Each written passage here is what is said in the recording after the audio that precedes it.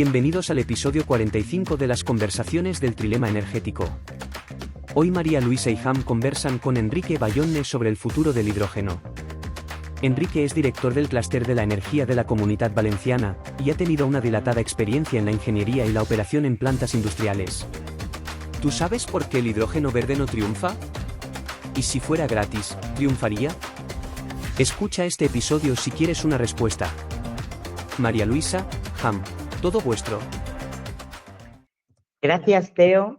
Bienvenido, Enrique, a estos micrófonos. Un placer tenerte aquí. Muchas gracias a vosotros por invitarme a participar. Bienvenido. Vamos a arrancar el podcast como lo hacemos con todos los invitados y te vamos a pedir un dato, Enrique. ¿Qué dato quieres compartir con los oyentes hoy? Pues mira, yo querría compartir uno que es muy emblemático de lo que ocurre con el hidrógeno. La demanda aumentó de 2023 a 2024 en un entorno aproximado del 3%, situándose en los 100 millones de toneladas, más o menos, pero solamente o por debajo del 1% son utilizaciones de hidrógeno renovable, con lo cual un 99% evidentemente es no renovable. Es curioso este dato que nos traes porque Europa y España ha gastado ingentes cantidades de dinero en el hidrógeno renovable, porque es verdad que hay un mercado, quizá no en el hidrógeno verde, sino en otro hidrógeno de otras fuentes. Entonces, ¿qué está pasando? ¿Es que no es competitivo el hidrógeno verde? Vamos a ver, a día de hoy no es competitivo, evidentemente, porque cuesta del orden de entre 2 y 6 veces, depende comparado con otros hidrógenos. Luego, evidentemente, es un problema de competitividad a nivel de precio. Luego, además, la competitividad no solamente es en cuanto a la producción, sino en cuanto a todo lo que viene después de la producción. El hidrógeno es muy complicado de transportar, es muy complicado de utilizar, no tenemos infraestructura y en definitiva no estamos preparados ahora mismo para utilizar hidrógeno. Y ahí hay un gran melón que seguro que ahora abrimos. Pero ese es un tema temporal. Hoy no es competitivo, pero sí lo será en el futuro, o va a ser difícilmente también competitivo en el futuro. Vamos a ver, todas las expectativas es que en un futuro sí que sea competitivo, sobre todo inicialmente en países donde la energía renovable pues tiene una importancia muy alta, como por ejemplo el caso de España.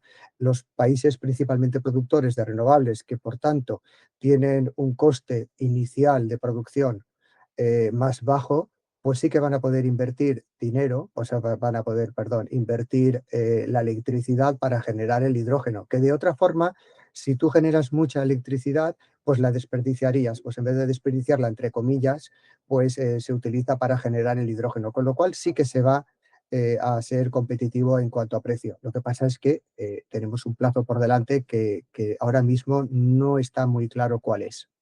Es curioso porque uno de los retos principales es la descarbonización industrial y está claro que el hidrógeno tiene vocación de ser un vector complementario a otros.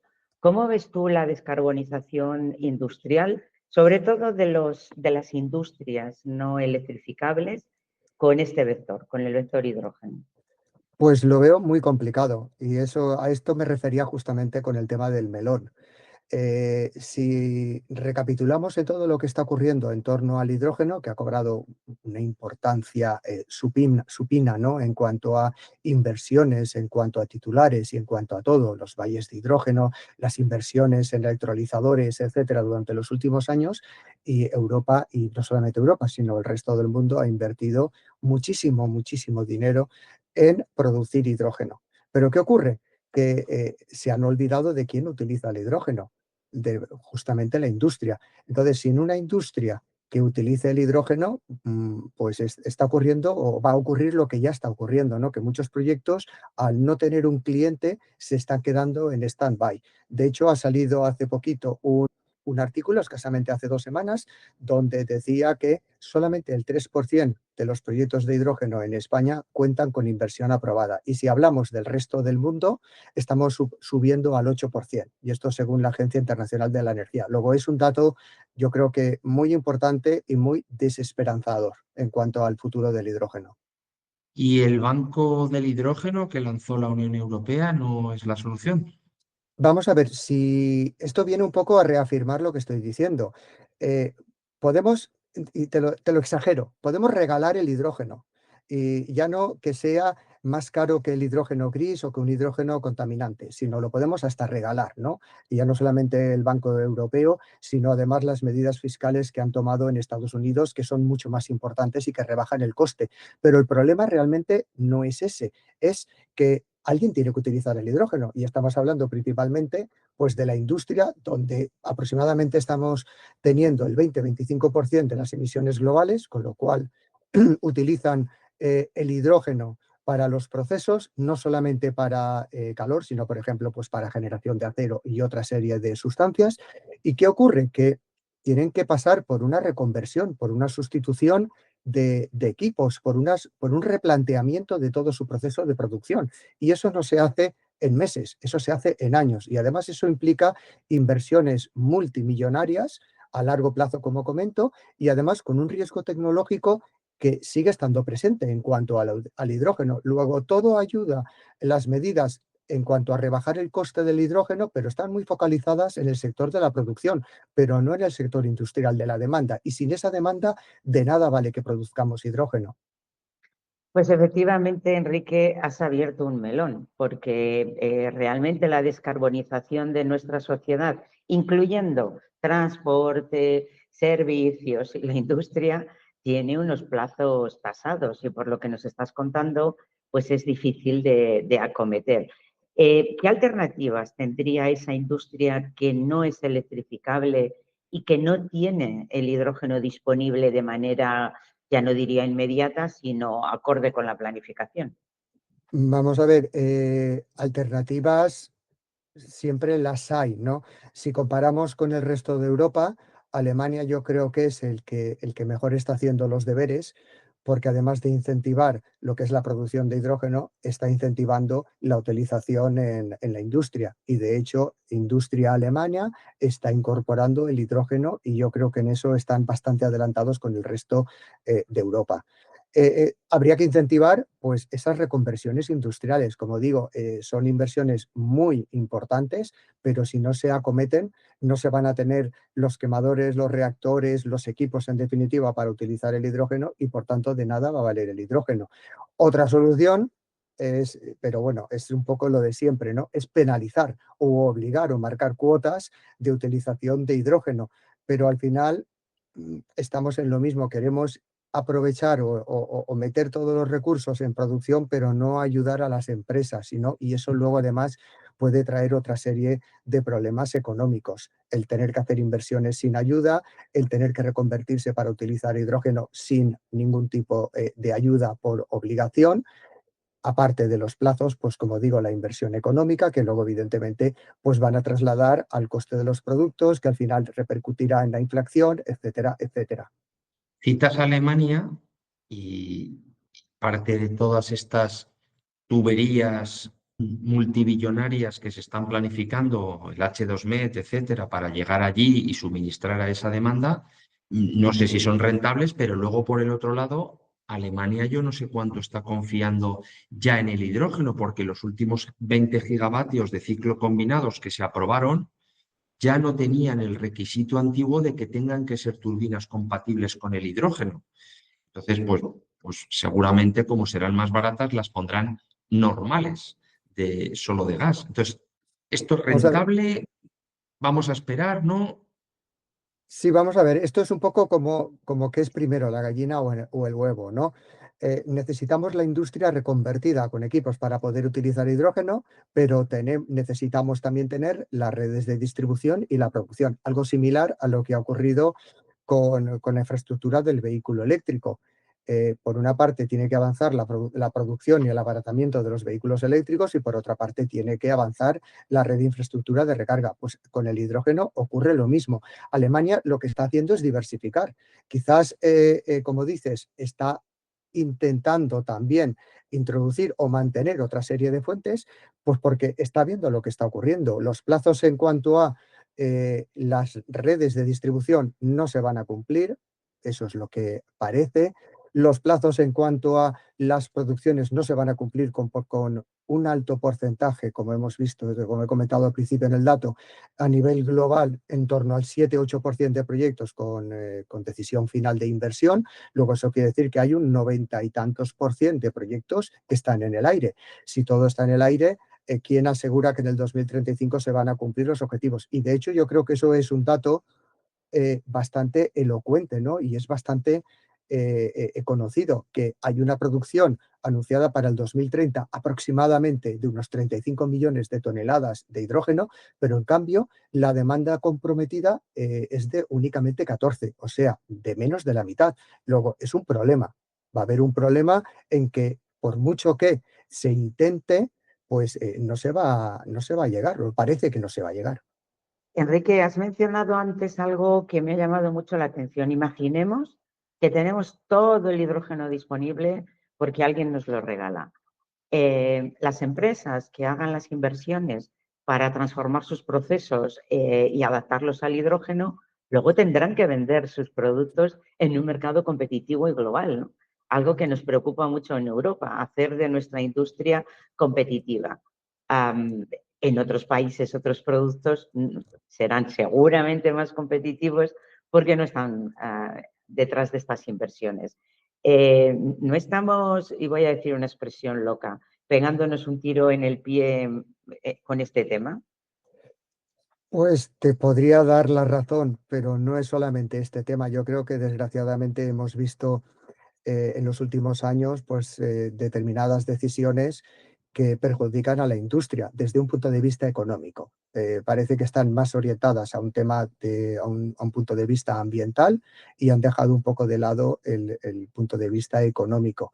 Aquí el primer ganador, entre comillas, va a ser aquel país que tenga una alta producción de renovable, pero que tenga poca industria pesada. Entonces, tiene poca necesidad de reconversión la industria, que es realmente el gran reto que hay ahora mismo, el meter toda esa inversión multimillonaria para cambiar los equipos y poder utilizarlos, pero si no lo tienen que hacer y en cambio pueden generar hidrógeno de una manera relativamente barata porque tienen mucha renovable y además tenemos una infraestructura ya desarrollada para el reparto y para la distribución de ese hidrógeno, pues esos países son los que van a tener una fuente de ingresos y una economía más próspera, mientras que los que tengan la industria pesada, como muchos países europeos, pues van a tener un problema, evidentemente, un problema además competitivo, porque ya lo estamos viendo, estamos compitiendo en entornos globales y vemos que estamos muy lejos de otros países que se están comiendo la tarta de la producción y de la distribución. Al final no estamos reduciendo el CO2 a través de deslocalizar industria, no solo en España, sino en Europa. Bueno, eso es una trampa, ¿no? Eso también ocurre en el tema marítimo, ¿no? Se pasa por determinadas zonas donde no se es tan exhaustivo en el control, hay cambios de ubicaciones y cambios de barcos y a partir de ahí se lleva al sitio y parece que no ha habido. Habría que ver todo el ciclo de vida, pero evidentemente eso puede llevar a deslocalizaciones, que de hecho están ocurriendo también en otros sectores. Evidentemente, la industria ahora mismo europea, con las autoexigencias que se está imponiendo a nivel medioambiental, pues tiene un problema, por una parte, tecnológico para poder cumplir esas exigencias, y el caso yo creo lo hemos visto muy claro con el tema de la automoción, y lo mismo está ocurriendo ahora con tecnologías emergentes como el hidrógeno, y ahí hay, como digo, un reto muy importante. Hay una contradicción en todo lo que estamos diciendo, porque uno de los retos relevantes que tiene España es reindustrializar el país, que nos hemos convertido en un país de servicios, para aquello de ser más resilientes, menos vulnerables. Y sin embargo, dices que los ganadores serán aquellos países que tengan poca industria y se dediquen a vender el hidrógeno barato que produzcan. ¿Cómo vamos a equilibrar todo esto? Una reindustrialización, una energía renovable barata, un hidrógeno difícil de utilizar. No sé, Como digo, es un reto. Si vemos lo que ha ocurrido, por ejemplo, en España, por no ir muy lejos, claro, cuando hay ayudas provenientes de los fondos europeos de reconstrucción, etcétera, pues han proliferado muchos valles de hidrógeno, pero realmente, porque a todo el mundo, si te dan dinero para inversión, en este caso para producción de hidrógeno, pues vamos a montarlo. Es una tecnología de futuro, un negocio de futuro y vamos a trabajar en ello. Pero no se han focalizado en tener claro que tienen una demanda cerca, porque como digo, uno de los grandes problemas del hidrógeno o que puede incluso duplicar el coste de producción es el transporte.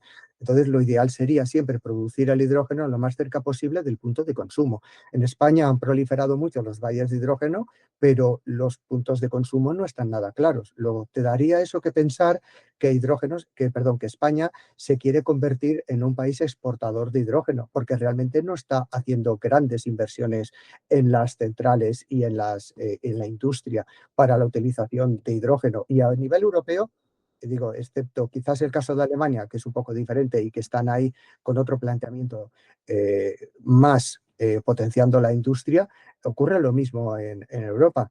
Tenemos un problema porque todo el mundo parece que quiere fabricar y exportar hidrógeno, pero no están invirtiendo en lo que es la sustitución de equipos y en la producción. Y como digo, ahí hay muchas derivadas, ¿no? La primera, que alguien va a tener que despertar en algún momento y darse cuenta que la industria necesita ayuda para poder utilizar hidrógeno. Y luego también, pues algo que ha estado muy olvidado en España, como puede ser, por ejemplo, el biogás y el biometano, que no necesitaba para aquellos casos de procesos industriales que necesitan calor y que no necesita de sustitución de equipos porque les valen los quemadores y les valen los mismos equipos, ¿por qué no se ha potenciado hasta muy recientemente, ¿no? Luego, ahí hay la verdad es que muchas incógnitas y a veces los planteamientos no acaban de ser todo lo acertados que debieran ser pensando en la industria. Eh, Enrique, antes de que pueda cerrar María Luisa, me gustaría hacerte una última pregunta muy relacionada con esto que dices.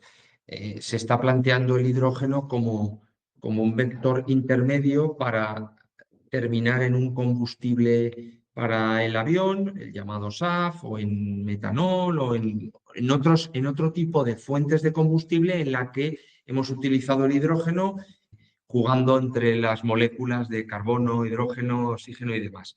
¿Cómo ves este futuro de utilizar el hidrógeno como un punto intermedio? Vamos a ver, el hidrógeno lo bueno que tiene es que, como dices, es un vector, luego es muy versátil.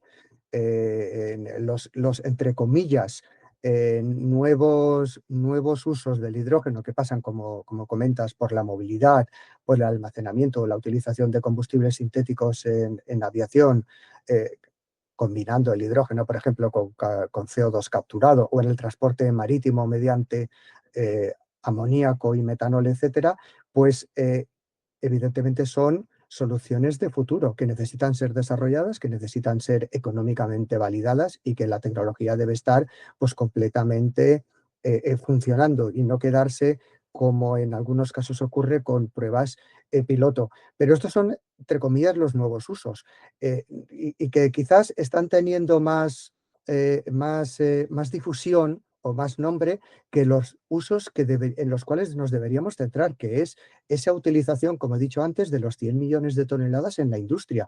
En vez de centrarnos ahora mismo en potenciar los nuevos usos e invertir en esa utilización, si fuéramos capaces de reducir la utilización del hidrógeno proveniente de fuente no renovable en la industria, tendríamos ahora mismo muchísimo ganado, tendríamos un hito muy importante. El problema es que estamos quizás intentando diversificar con nuevos usos y no centrándonos en lo realmente más importante, que es la industria.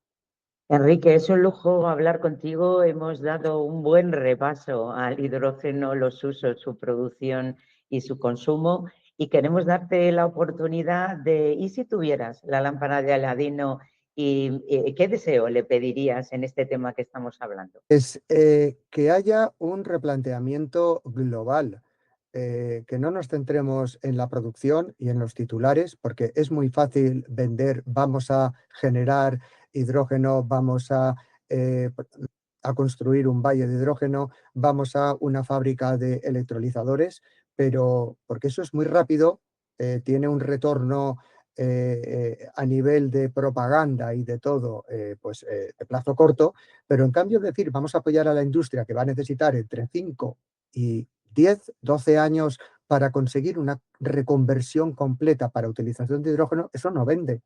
Eso no vende y no tiene un retorno importante, y a veces deberíamos pensar en un futuro no cortoplacista, sino largoplacista. Y el largoplacista pasa por apoyar a la industria para que realmente pueda convertirse, no centrar todo, como digo, en la producción y en esos titulares de valles y de electrolizadores, sino en lo que necesita la industria, que realmente es ayuda para poder cambiar sus procesos productivos, sus diseños, sus equipos, sus reactores, etcétera, y poder utilizar realmente el hidrógeno. Enrique, yo creo que le vamos a tener que poner a Ladino luces cortas, luces largas y sobre todo mucha clarividencia. Muchas gracias por esta entrevista. Personalmente he aprendido mucho, espero que nuestros oyentes también hayan adquirido un buen criterio sobre el hidrógeno. Muchas gracias. Muchas gracias, Enrique. Esperamos que os haya gustado. En el próximo capítulo, hablamos con Óscar Balseiro sobre la energía termosolar, esa gran olvidada. Asegúrate que nos sigues en LinkedIn y suscríbete gratis al podcast en Spotify o en la plataforma de tu elección, Amazon, YouTube, iVoox o Apple para no perdértela.